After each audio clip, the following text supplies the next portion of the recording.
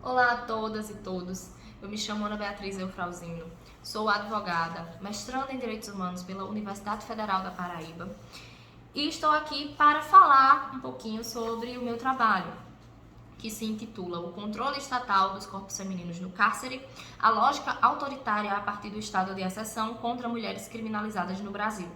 E a perspectiva desse trabalho é discutir de maneira crítica como a mulher ela está localizada dentro do sistema de justiça criminal a partir de uma perspectiva de um estado de exceção.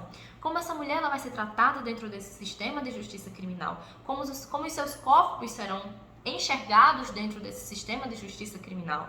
E como a mulher criminalizada a partir da execução da pena, vai passar a ter os seus corpos controlados e muitas vezes esquecidos pelo Estado a partir de uma lógica de um biopoder. Para tanto, para essa discussão, optou-se por um trabalho de cunho qualitativo, metodologicamente pautado no método dedutivo, com o uso técnico da pesquisa bibliográfica. E transitando inicialmente, a gente começa falando sobre uma fase histórica na formação jurídica e na formação social da sociedade ocidental, que é o contrato social, a formação desse contrato social. O iluminismo, que vem justamente com esse encargo, dessa criação, dessa ideia de contrato social, foi uma fase onde, de fato, algumas garantias e direitos fundamentais nasceram, começaram a surgir.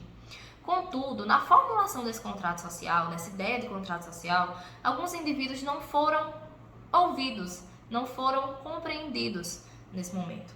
Lynn Hunt, em A Invenção dos Direitos Humanos, ela fala isso. Ela diz que negros, escravos, mulheres em especial, não tiveram participação nessa ideia, nessa formulação desse contrato social.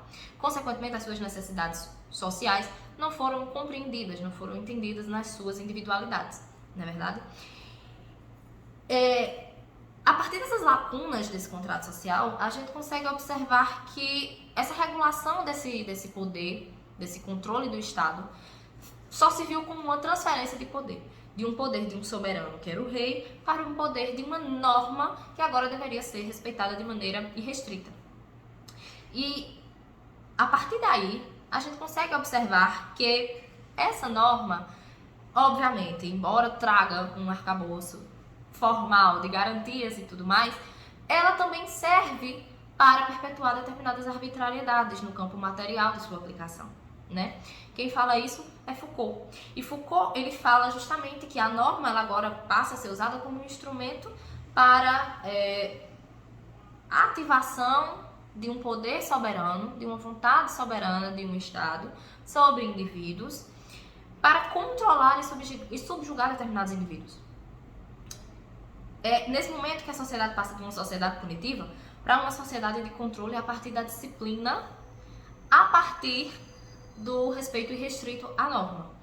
E especialmente a norma penal, que foi descoberta nessa época como um dos melhores mecanismos de controle de corpos e de controle social. Então é nesse momento que a gente consegue entender mais ou menos essa questão do estado de exceção e do biopoder. Por quê? Dentro dessa sistemática da aplicação do uso da norma, existe o Estado, existe atualmente o mercado e existe a sociedade. Então, como dentro dessa lógica, dessa dinâmica, é aplicada essa norma? Como é feito esse controle? Além, como a vida é compreendida dentro dessa dinâmica?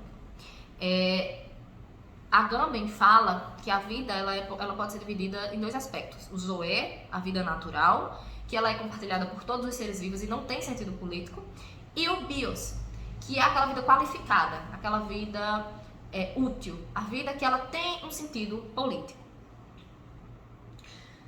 Essas divisões elas acabam se incorporando nas críticas de Foucault, quando ele fala dos mecanismos de poder e de controle, porque é nesse momento que Agamben e Foucault eles conversam muito, quando eles chegam à conclusão de que a vida ela passou a ser utilizada como um instrumento de controle da norma, a partir da norma. Então a norma jurídica ela usa a vida para controlar os corpos e os corpos de determinados indivíduos. A finalidade, agora, a partir desse uso dessa norma, é o seguinte, é fazer viver e deixar morrer, a partir de uma perspectiva da biopolítica. Então, determinados indivíduos vão ser selecionados para serem controlados. E esse controle é pautado numa ideia de fazer viver, fazer aquele indivíduo viver, mas deixá-lo morrer se assim for necessário, para que seja controlado, né? E a gente consegue observar muito isso na questão da aplicação da norma penal. Obviamente que para que exista um Estado de exceção, deve haver um Estado democrático de direito. E que para que haja um Estado democrático de direito, devem se haver normas, né, que respeitem a dignidade da pessoa humana, formalmente. Contudo, quando essa norma passa a ser aplicada de maneira material, violando determinadas dignidades, e especialmente a dignidade da pessoa humana, nós temos aí a concretização de um estado de exceção a partir do uso da norma penal. E a gente consegue observar isso, especialmente no caso de mulheres criminalizadas. Como diz Paulo Sérgio Pinheiro, mulheres, travestis, loucos, prostitutas, negros, hispânicos, árabes, curdos, judeus, homossexuais, travestis, crianças e operários, eles nunca vão saber o que é o Leviatã comedido. A norma jurídica penal, ela é o ápice da força do Leviatã, do Estado, da força soberana do Estado. Então, quando o Estado aplica uma norma penal, criminaliza e executa criminalmente uma mulher, ele está aplicando a sua força máxima em cima daquela mulher. Mas essa mulher, ela não vai ser criminalizada só uma vez. A partir de uma lógica social e de uma estrutura social, ela vai ser criminalizada duas vezes. A primeira, uma criminalização informal, pela quebra da norma social, do paradigma de gênero. A mulher, quando ela se insere, né, nesse mundo de práticas delituosas, ela vai ser compreendida inicialmente como uma transgressora da norma social do paradigma de gênero. Então, ela quebrou a norma, a ideia de que a mulher ela tem que estar em casa, que ela é do lar, que ela é uma pessoa sensível, que ela é uma pessoa que não consegue ser violenta. Ela quebra essa ideia, essa norma social. E daí ela já começa a ser excluída, marginalizada, criminalizada. E em segundo momento, a quebra da norma penal. E aí ela vai ser criminalizada sistematicamente a partir de uma aplicação de uma pena. Essa mulher, quando ela se encontra criminalizada duplamente, ela vai ter a sua vida ceifada do seu sentido político. A vida dessa mulher, dentro daquele sistema carcerário especialmente, vai se transformar numa vida nua. E como é que a gente consegue observar isso? O sistema carcerário brasileiro ele não é pensado para mulheres, ele é majoritariamente patriarcal, masculino. Mulheres dentro do cárcere muitas vezes não têm acesso a determinados itens de higiene, não têm acesso a determinados procedimentos de saúde, né, de rotina, afeitos a questões femininas. Né? Ela não vai ter esse acompanhamento muitas vezes. Muitas vezes essas mulheres vão ser abandonadas no cárcere pelos seus maridos e filhos, porque justamente quebrou uma norma social de que devia estar em casa, ao invés de estar cometendo crimes. Consequentemente, elas vão ser abandonadas nesse cenário de cárcere. Em suas vidas sendo abandonadas, esquecidas e invisibilizadas, as mulheres, elas passam a ter as suas vidas a partir da lógica do cárcere e a partir de um campo de exceção que se encontra dentro do cárcere como vidas não passíveis de serem protegidas. E como, consequentemente, não estão passíveis de serem protegidas, estão passíveis de morrer, são passíveis de morte. Então, nesse sentido, o Estado, ele propaga uma violência estrutural e institucional contra a mulher. A partir do momento que insere ela num campo de exceção, sem se atentar às suas necessidades básicas individuais da mulher, acaba por esquecê-la nesse ambiente, acaba por esquecer dos seus direitos de mulheres e, consequentemente, acaba por esquecer sua vida, tornar essa vida uma vida invisível, uma vida praticamente inexistente.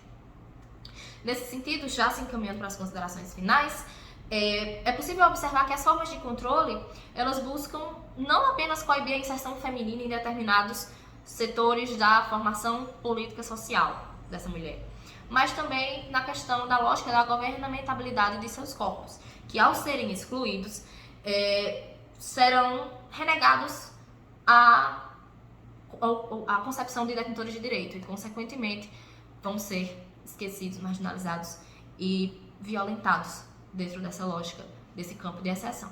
Então, essa foi a ideia principal do trabalho. Espero que a apresentação tenha sido clara, concisa. Espero que vocês tenham gostado. Foi um prazer imenso participar da amostra e muitíssimo obrigada.